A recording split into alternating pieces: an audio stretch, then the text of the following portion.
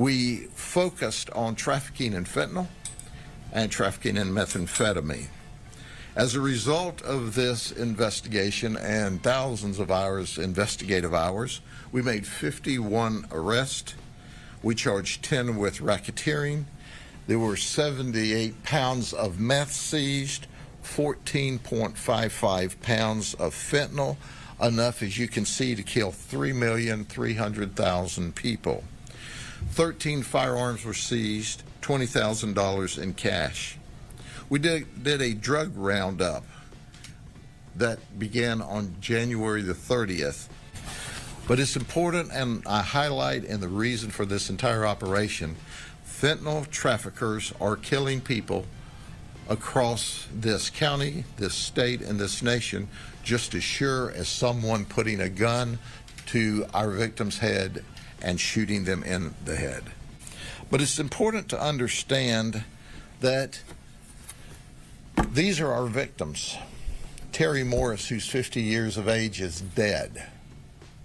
He got his drugs from a guy who goes by the name of Knowledge.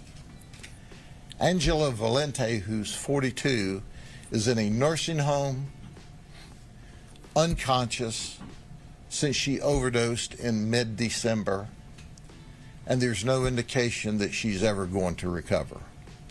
Dante Trentneoff is 21. He's dead. He's from Haines City. He died in his bedroom. The drug was supplied by Knowledge. Madeline Smith, 21, from Winter Haven, is dead. She died at the hospital from a drug overdose from drugs she got from Knowledge. I was actually at the hospital and saw them trying to save Madeline's life. However, that didn't happen. Folks, I want you to look at this. This is someone's grandchildren. This is someone's children. This is someone's brother and sister. These are real people that these folks are killing with their trafficking in fentanyl. And that's why we're here. So who is Knowledge? Knowledge is William Newton Jr. He's 39. He's from Winter Haven. He's currently on probation for sale of cocaine. Did you hear what I said? He's already on probation for sale of cocaine while he's out dealing in fentanyl. We also have him under investigation, as you may understand, for murder. He has new charges of sale of fentanyl that we filed, trafficking in cocaine, trafficking in fentanyl, violation of probation. So we're in the middle of what we call Operation Bloodline, doing this investigation, and all of a sudden, mid-November, 1st of December, people are falling over dead.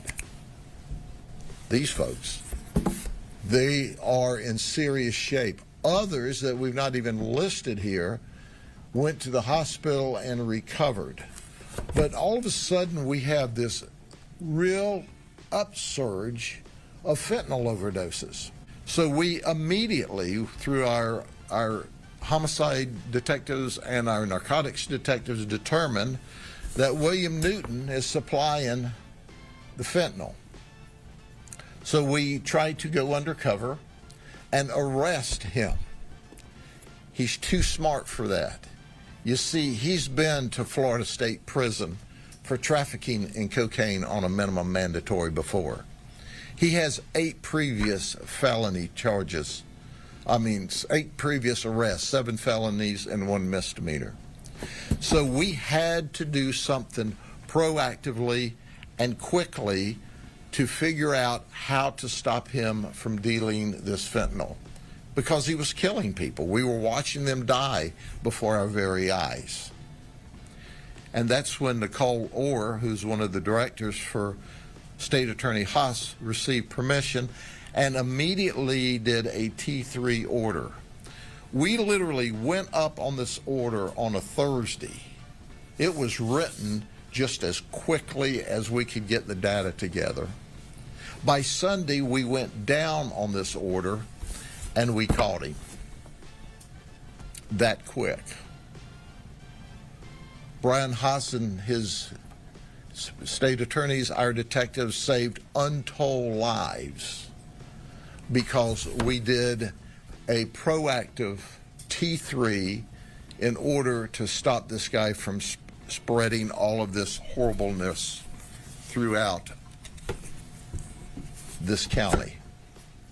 Make no mistake about it. Lives have been saved because of the hard work of our undercover detectives, who are the very best. All right. Chef Grady Judge just gave a press conference, I think last week or a couple of days ago, about their arrests when it comes to fentanyl. They arrested 51 people. And this drug, man, this in the last, I don't know, several years has been killing so many people. President Trump says that it killed 300,000 people last year. Just think about it. 300,000 people died because of fentanyl, because of overdoses or whatever the fact. This drug is, I never seen anything like it. This drug is really knocking people out. People, I guess, are addicted to it, and Sheriff Grady Judge, he's in Polk County, so they're on top of it. And this is a situation that's affecting not only Polk County, which is located in Florida, but this is a situation that's affecting the whole United States, fentanyl. And that's what President Trump has been talking about since he's gotten reelected on his second term, that they're on a quest to stop the production, make a stop of getting the fentanyl drugs, stop getting the fentanyl drugs in the United States. Oh, I got tongue-tied. But from what I understand, fentanyl is being produced in China and then in Mexico. So the president's talk about, that's one of the reasons why he closed the borders. But man, this drug is knocking people out. I mean, knocked out young as 21 years old, at what the sheriff just showed. A girl named Madeline Smith, she was 21. Another guy, 21, died of fentanyl, and then he showed him another guy as old as 50 years old. So no matter what the age, people are dying of this drug. They're buying it off from the streets. It's a good thing they caught this guy named Knowledge. He was one of the guys they arrested. Now I don't know if he was the head or the leader of the leader of the drug dealers, but out of the 51 people they arrested, they pointed him out. So I don't understand how a guy has 7 felonies and he still be able to walk the streets. But hopefully, this fentanyl epidemic, hopefully this can stop or slow down, because it's killing a lot of people. If you like this video, go ahead and hit that like button, and I'll see you on the next one. Yay, yay.